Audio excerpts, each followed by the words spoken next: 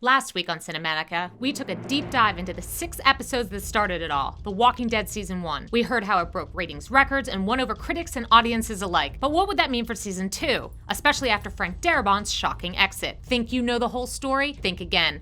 I'm Elissa with Cinematica, and we're here to give you the inside scoop on how the cast and crew behind The Walking Dead followed up their epic first season with a radical change in direction, and even more shocking twists and turns for our beloved survivors. So get ready, because Cinematica is counting down the 107 facts you should know about The Walking Dead Season 2. Let's get started.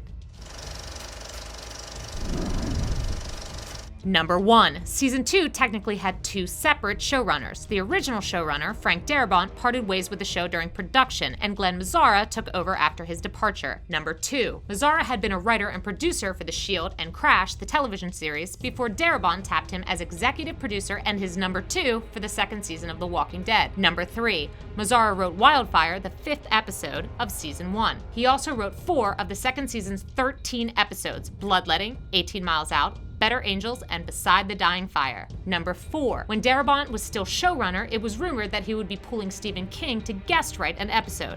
After he exited, however, it never happened. Number 5. Darabont also asked Edgar Wright, the writer-director of Shaun of the Dead, to direct an episode. Wright declined, saying that the show was something, quote, you want to be in on the ground floor, end quote, whatever that means. Number 6. Ernest Dickerson, who directed 4 episodes this season, considers the show to be a modern-day Western. He was influenced by old Westerns as well, like The Searchers and The Wild Bunch. Number 7. There's new blood going into this season. No, really, there's new blood. Special makeup artist Greg Nicotero darkened the blood they used after Season 1's blood came out too bright in color correction. Number 8. On the set, the special effects team would often come up with visuals so disgusting that they were positive they would never make it to air. Well, they totally did. Thanks for the nightmares, guys. Number 9. For scenes where he needs to be sad or cry, Chandler Riggs would think of his dog dying. Fortunately, he's now learned to cry on command, so we don't all have to imagine his dog dying too. Number 10. A 6-part web series directed by Nicotero called Torn Apart launched on AMC's website on October 3rd, 2011, right before the premiere of the second season. It tells the background of Hannah, the bicycle girl from Season 1. Number 11. Season 2 takes place just 1 day after Season 1 in the Walking Dead timeline, though it aired about 11 months later. Number 12. Nicotero wanted the passage of time to show in the zombies, so one way he did that was by using new yellow contact lenses to make the eyes look like they've cataracted into rotten eggs. Yuck. Number 13. Norman Reedus and Melissa McBride were both promoted from reoccurring cast to the main cast in the second season. Number 14. Rumor has it that Robert Kirkman wanted Charlie Sheen to join the cast. Cue the 2.5 Men jokes in 3, 2, 1. Number 15. Due to budget cuts, this season was forced to do twice the episodes with less money, which might explain the slower, more static pace of Season 2. Hey, action is expensive. Number 16. The season premiere, What Lies Ahead, was co-written by Ardith Bay. Ardith Bay isn't a person, by the way. It's a pseudonym for Frank Darabont. Number 17. The premiere was extended to 90 minutes because it contained 16 minutes of cannibalized footage from a scrapped first episode, which would have been titled Miles Behind Us. Number 18. There was a massive heat wave on the first day of shooting on the highway, so the actors were actually cooler hiding under the cars than standing in the sun. Number 19. The director opted to use, quote, soccer mom cars and redneck trucks, end quote, for the highway scene, since normal cars are too low for people to comfortably crawl beneath. Number 20. The highway used in the herd sequence was shot on Route 20 in Georgia. It's the same one used in fellow zombie movie Zombieland. Number 21. The corpse that Daryl finds in the tent has a button on its chest that reads, "No excuse for domestic violence." Number 22. Madison Lintz, who plays Sophia, was afraid of the walkers on set until she actually spoke to one. See, never judge a zombie by its cover. Number 23. The walker extra that Laurie Holden stabs in the head with a screwdriver was actually quite sweet and told her that he'd seen all of her work, which made it really hard for her to kill him. Number 24. Holden dislocated 4 ribs while filming the scene in the RV from the premiere. Number 25. What Lies Ahead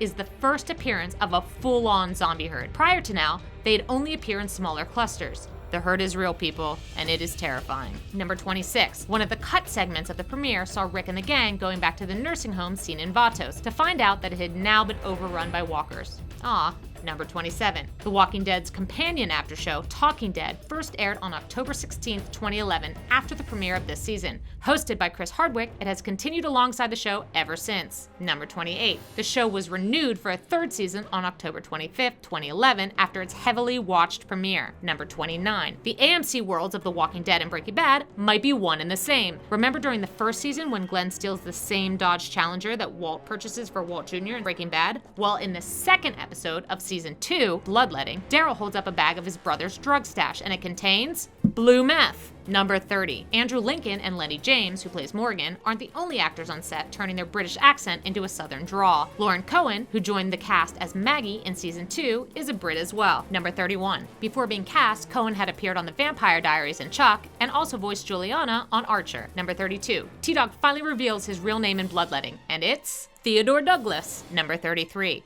To keep bugs away while on set, the cast and crew used peppermint soap. Take note, aspiring survivalists and people without screens on their windows. Number 34. According to John Bernthal, the 22 that hangs around Shane's neck is Shane's old football number. Number 35. No special effects were needed for the legless gym walker. That's a real-life double amputee. Number 36. The walker dangling in the tree was really a stuntman in full-body harness. However, he couldn't hang for more than 5 minutes or he'd risk losing circulation. Number 37. The poem written by the hanging man was inspired by messages found in New Orleans post-Hurricane Katrina. Number 38. The school used in the third episode, Save the Last One, is Noonan High School in Noonan, Georgia. The school's N has been replaced with a C, which could stand for Cranwell High School, Maggie's alma mater, as seen in a deleted scene. Number 39. 3 episodes in, Otis is the first human to die on screen this season. Pour one out for Otis. Number 40. Shane isn't a bad guy, at least not according to Bernthal. In developing Shane for this extended lifespan, he and Darabont collaborated to make the character's motives more complex. Number 41. Ever notice that Shane rubs his head a lot? According to Bernthal, that's on purpose. It's a mannerism he gave Shane to show when he's anxious or irritated. Number 42. Bernthal wasn't a fan of his shaved head, though, and joked about growing it back using chia pet juice. Number 43. The farmhouse that Daryl finds in the 4th episode, Cherokee Rose, is near Griffin, Georgia, which was the home of Doc Holliday, the famous gunslinging dentist. He and Daryl probably would have gotten along great. Number 44. Rick originally had a line, "just a uniform. They don't mean anything now." That was written out while filming. They instead chose to convey it with his facial expression. Number 45. Daryl and Carol's intimate Cherokee Rose scene wasn't so intimate in real life. Robert Kirkman and most of the actors were on set to watch the scene as McBride and Reedus acted it out. Number 46. The Cherokee Rose also happens to be the state flower of Georgia, where The Walking Dead is filmed and set. Number 47. The well on Herschel's farm isn't real. The segments shot inside of it were actually filmed on a separate soundstage and combined later during post-production. Number 48. Stephen Yeun actually threw up during one take of the well zombie scene because he was so grossed out by it. Us too, Stephen. Number 49. Chupacabra, the 5th episode of the season, is actually the first time Daryl and Merle appear on screen together. Granted, Merle is a hallucination, but the two never shared screen time in season 1 before they handcuffed and abandoned Merle on that rooftop. Number 50. Holden received death threats after the scene where Andrea accidentally shoots Daryl. She and Reedus had to take a photo together to show that there were no hard feelings. The Walking Dead isn't real life, people. Number 51. Reedus has really gotten into character, so much so that offset he was inspired to buy himself a 1979 F1 Ford truck. Number 52. According to Kirkman, the neighborhood that Shane and Andrea go to in secrets, the 6th episode, is Wiltshire Estates. Wiltshire Estates is a location from the comics that never quite made it into the show adaptation, so this was a nod to those fans. Number 53. Darabont didn't want to include the scene in which Laurie admits her affair with Shane to Rick. However, when he stepped down, Mazzara decided to put the scene in. He liked it because the dialogue is so minimal in an otherwise speech-heavy show. Number 54. The verse that Maggie quotes in Pretty Much Dead Already, the mid-season finale, is, quote, "A new command I give to you. Love one another, as I have loved you," end quote. It's 1334 from the Book of St. John. Number 55. Minus Herschel's relatives, Arnold and Sean, the barn has a total of 13 walkers stashed in it. That's a farmer's dozen. Number 56. The barn massacre from Pretty Much Dead Already was referred to in the writer's room as Barnageddon. Number 57. On Talking Dead, it was revealed that the Barnageddon scene was filmed with 2 different versions, one time with Sophia as a walker and the other looking normal the way the other survivors wanted to see her. Only one ended up being used, though. Number 58. Before Sophia gets lost, Rick tells her to keep the sun over her left shoulder. Ironically, when they find her as a walker, that's exactly where she has been bitten. Number 59. Kirkman has explained that Otis was the one who put Sophia in the barn, but because of everything transpiring with Carl, he never got the chance to mention it. Then Shane killed him. Number 60. Tony Gowell, who was cast as one of the walkers in the barn, claims that his character was meant to be Arnold Green, Herschel's son in the comics. Number 61. After the first 7 episodes aired, the show went on hiatus until February 12th, then returned with the remaining episodes, a practice they continue to this day. Number 62. According to Mazzara, the bar scene in Nebraska, the mid-season premiere, was inspired by the opening sequence of Quentin Tarantino's Inglourious Basterds. The writers wanted it to be an engrossing conversation that still keeps you on the edge of your seat. Mission accomplished. Number 63. Dave recalls a refugee camp near Washington, D.C. that's blocked by walkers. He could be referring to the Alexandria Safe Zone, which is near D.C., and the wall of walkers that Abraham's crew encounters in Season 5's Self-Help. Number 64. Dave is the first living character to be killed by Rick in the TV series, which also makes Rick and Shane the only humans to kill other humans this season. Number 65. When casting Terriers and True Blood veteran Michael Raymond James as Dave and Aaron Munez as Tony, the production was trying to make it seem like they would become new series regulars,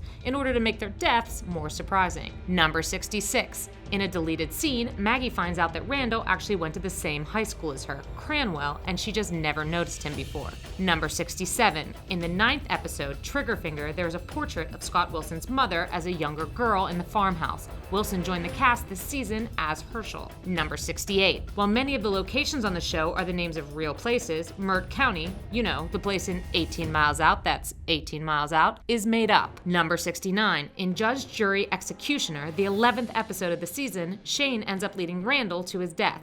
Originally, a scene was shot in the barn in which Daryl confronts Randall to kill him himself before being distracted by Dale's cries for help. Number 70. The scene where Herschel gives Glenn his grandfather's pocket watch is a favorite of Kirkman's. Number 71. In the original script for Judge, Jury, Executioner, Dale found Jimmy, Beth's boyfriend, remember him, being attacked by walkers rather than the cow that they ended up shooting in the final version. Number 72. Dale died because Shane lived. According to Kirkman, if Shane had died in the show when he had in the comics, then Dale would not have become the voice of reason against him, and he never would have died as a result. Number 73. In actuality, the reason Dale was killed was because Darabont exited the show, and Jeffrey DeMunn, a frequent collaborator of Darabont's, requested that his contract be terminated. He had a change of heart filming his death scene, but it was too late. Number 74. Now's a good time for a What Did They Change speed round. In the comics, Sophia never actually gets lost, and therefore hasn't ended up dying yet. Can we blame Shane for this somehow too? We're gonna blame Shane for this too. Number 75. In the show, Herschel's children are Maggie and Beth, and Sean is his stepson. In the comics, Herschel's children are Maggie,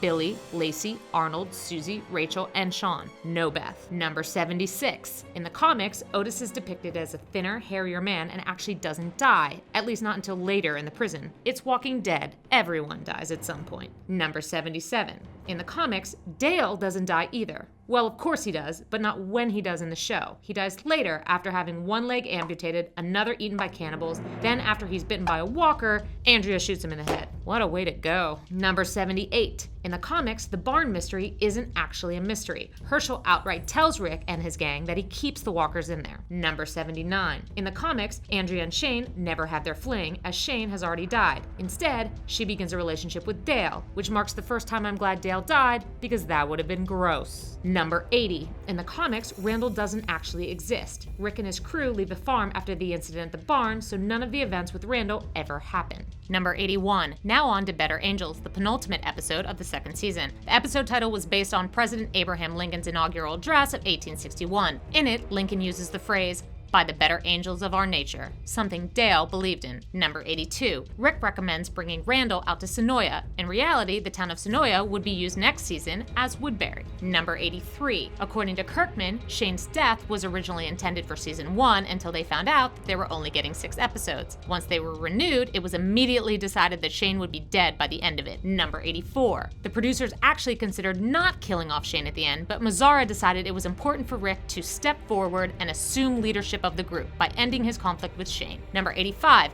AMC accidentally leaked Shane's death ahead of time in the description for the season 2 Blu-ray set on their TV store, referencing Shane's last episode. Number 86. Randall is the first character we see reanimate without having been bitten by a walker. The same thing happens to Shane, foreshadowing the secret Rick learned from the CDC. Number 87. Bernthal tried to convince Nicotero to be the one walker with a speaking role, saying Rick's name, but Nicotero shut that down in the blink of a rotten egg eye. Number 88. Despite having been killed off, DeMunn flew from his farm in New York to Georgia to surprise Bernthal for his last scene. Most of the cast was present for the filming of that scene as well. Number 89. After being killed off the show, Bernthal came back to set anyway and watched the production for about 2.5 hours, hiding in the woods. You could say it was like Shane was looking down on everyone from heaven, but we're pretty sure that's not where he ended up. Number 90. The final episodes almost had 3 major character deaths. Herschel was going to be killed by Randall as he escaped, but the writers had trouble with the scene. They decided instead to postpone his death and explore the effect that losing his farm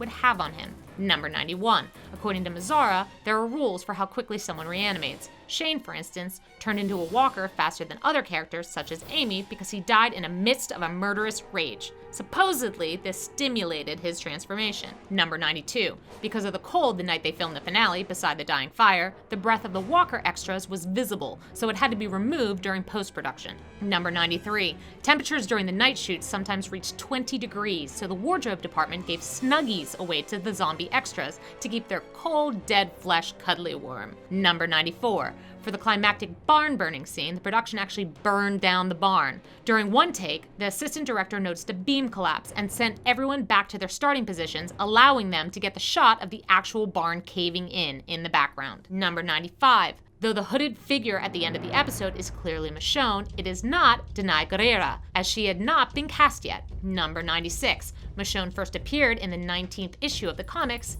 In the show, she is introduced in the 19th episode. Number 97. Ever wonder how they get Michonne's walker pets to look armless? They're wearing green sleeves with their arms tucked behind their backs, which are edited out in post. Number 98. A similar technique was used for the well zombie. He had a blue bodysuit on his lower half that was erased and replaced with gore. Number 99. Andrea wins the award for most zombie kills in Season 2. She leads the pack with 30. Number 100. The walker kill count for the season is well over 160. Number 101. The first and last episodes of the season were both co-written by Robert Kirkman. Number 102. The least watched episode of the season was Secrets, with a little over 6 million viewers. Not too shabby for a low point. Number 103. The finale, Beside the Dying Fire, was the most watched episode of the season with 9 million total viewers. Number 104. This season received a lot of criticism for its underuse of T-Dog. In fact, a supercut was made of all of his lines from the entire season, and it's about 5 minutes. Number 105. Season 2 was nominated for 3 Primetime Creative Arts Emmys and 1 for Outstanding Prosthetic Makeup for the season premiere, What Lies Ahead. Number 106. The show won Best Television Presentation at the Saturn Awards for a 2nd year in a row. Number 107. The prison seen in the final shot of the season is CGI. The actual prison is, well, you'll just have to wait for 107 Facts on Season 3 to find that one out. Thanks for watching Cinematica's 107 Facts You Should Know About The Walking Dead Season 2. Like what you just saw? We've got 107 facts you should know about The Walking Dead Season 3 and 4 coming out next week. And if you love obsessing over movies and TV, be sure to tell your friends. Like this video and subscribe to Cinematica, where we help you watch smarter.